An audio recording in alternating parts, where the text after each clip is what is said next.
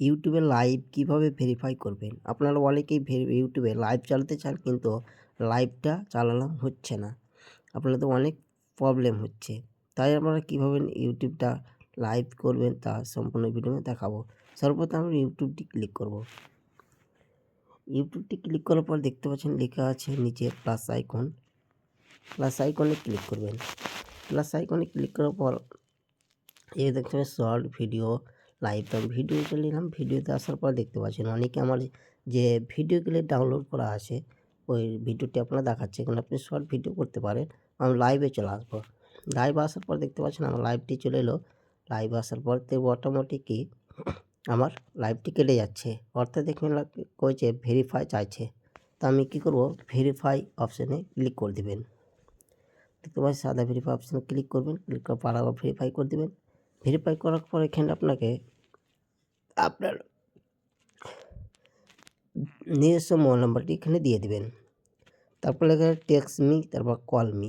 আপনি text me করতে পারেন, কল মি করতে পারেন। অর্থাৎ টেক্সট মি করলে আপনার 6 অঙ্কের 6টা ওটিপি আসবে।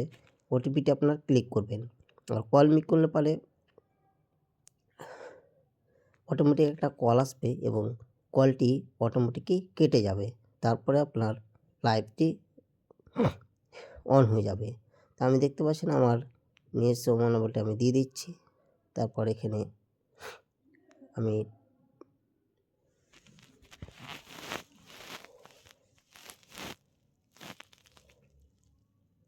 তারপরে যেখানে টেক্সট মিতে ক্লিক করবেন।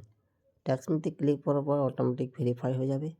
ভেরিফাই হয়ে যাওয়ার পর দেখতে পাচ্ছেন এখানে লেখা আছে enter your 6 digital verification code. এখানে অর্থাৎ 6টা আপনার অঙ্কের ওটিপি আসবে।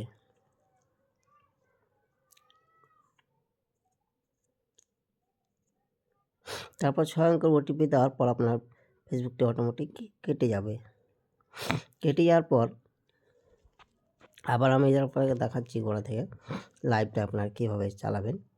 তো দেখেন আমার এখানে অটোমেটিক লাইভটি অন হয়ে গেছে বা অটোমেটিকই অন হয়ে যাবে। তো এখানে এই ধরনের ভিডিও পেতে আমাদের চ্যানেলটি অবশ্যই সাবস্ক্রাইব করবেন এবং কোনো সমস্যা থাকলে অবশ্যই আমাকে কমেন্ট বক্সে জানাবেন।